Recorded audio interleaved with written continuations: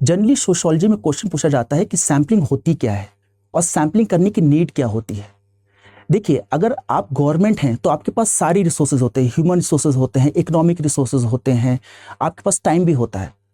So suppose census की बात करें तो सेंसस में गवर्नमेंट अपने सारे ह्यूमन रिसोर्सेज को यूज करके हर एक हाउस होल्ड में जाकर डेटा कलेक्ट करती है, फिर उसको कंपाइल करके अपना डेटा प्रोड्यूस करते हैं।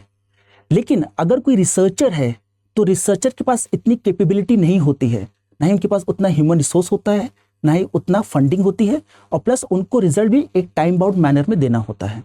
तो इसीलिए वो क्या करते हैं कि ट्रू पॉपुलेशन या एक्चुअल पॉपुलेशन से एक सैंपल बनाते हैं, फिर सैंपल पे एनालिसिस करते हैं, उसके बाद जो रिजल्ट आता है उसको जनरलाइज कर देते हैं एक्चुअल पॉपुलेशन में।